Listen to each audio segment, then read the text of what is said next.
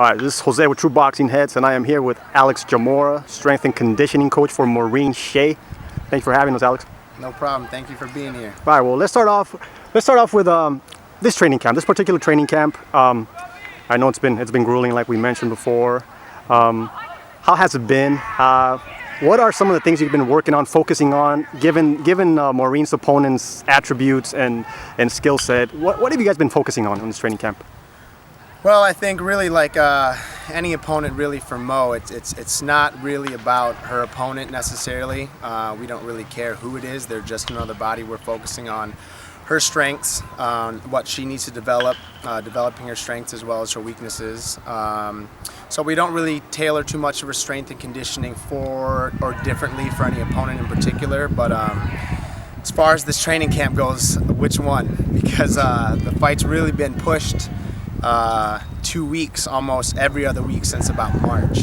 So to be completely honest, she's been getting ready since March, and she's been ready every month since then.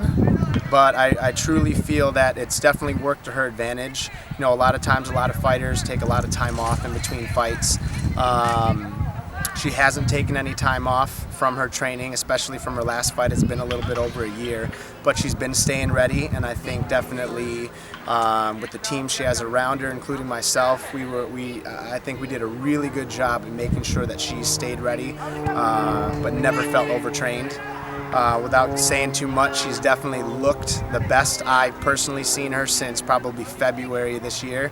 She's never looked better, and she's peaked several times because we thought we were going to have several fights, but if you'd see her the last couple weeks in the gym, she's a whole different type of animal. So I think, unfortunately for her opponent, this fight getting moved up a couple weeks definitely did not help her out because Mo's firing all cylinders right now. So I think she's never been more ready, and we just can't wait for fight time. Right, sounds good. Now, we spoke earlier about your philosophy on training. Sure. And what needs to be done day in, day out, even when you're not in training, during training, off days. Mm-hmm. How good has Mo been at applying that, at sticking to that routine? She's been as great as you'd expect her, as great as you'd want an athlete to be from a coach's perspective. You know, the thing that I really tried to get in her head and help her understand when I first got here was that, you know, I try not to confine or define myself by any one style of training or modality.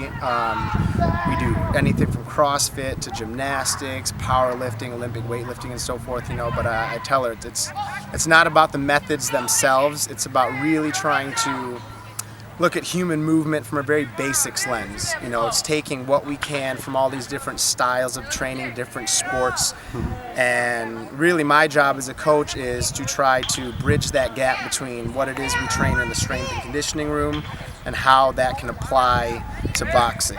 So we do a little bit of everything. I think she's done a really great job of being able to connect the dots and really see for the first time in her career how the movements that we do in the gym directly apply to her in the ring. You know, I think historically the answer for athletes, especially boxers, has always been just get stronger, just get stronger. It's not about necessarily being stronger, it's about learning how to use your body in as many ways possible to get the job done a little bit more efficiently.